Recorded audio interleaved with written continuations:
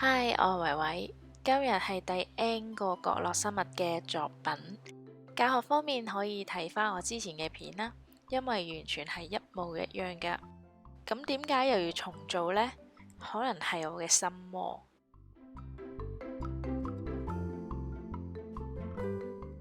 有次經過一間便利店嘅時候，見到呢一部扭蛋機，行下行下就忍唔住返轉頭買咗。打開入邊嘅扭蛋，竟然係空嘅，真係好冇誠意咯！我好想用角落生物嘅公仔嚟填滿佢啊！但係當我開始咗呢個念頭之後，真係好後悔，簡直係一個地獄級嘅挑戰，又可能係呢個世界上最細嘅角落生物。我喺呢包黏土上面寫住 Cosmo 係佢嘅牌子嚟嘅，因為我實在有太多黏土啦，唔寫清楚會好混亂㗎。我認為 Cosmo 可以算得上係黏土界嘅奇葩。啱啱攞佢出嚟嘅時候，你會覺得好硬好硬，但係慢慢你會覺得佢好似牛油咁溶咗嘅。但係形態上佢又係固體嘅喎。喺實用性方面，我嘅評分應該係零啦。如果要夾硬用嘅話，我會用佢嚟整一啲就嚟溶嘅雪糕啦，或者係淋咗嘅麵包。但係因為佢嘅手感真係好療愈，我竟然曾經閃過一個念頭，就係不如用完呢一包之後再回購咯。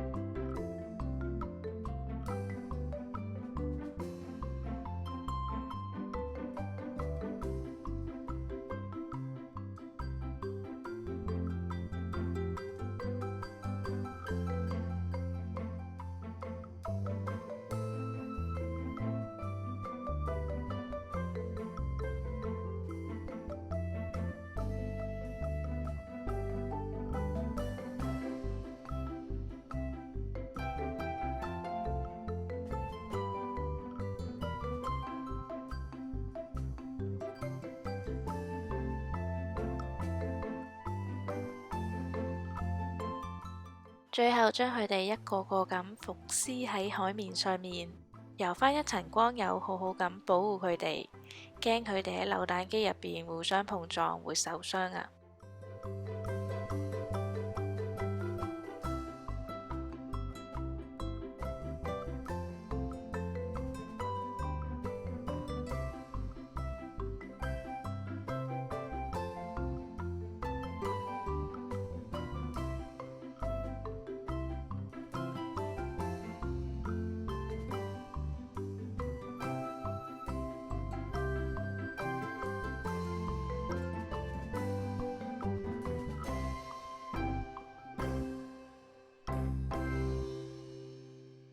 然後入錢，炸蝦，炸蝦，炸蝦。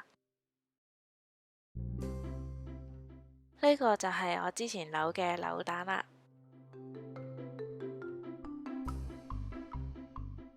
鍾意呢條片就俾個 like 啦。考慮緊好唔好做埋其他少少夥伴，想睇嘅話就留言話我知啦。分享埋俾你鍾意角落生物嘅朋友。我哋下次再見，拜拜。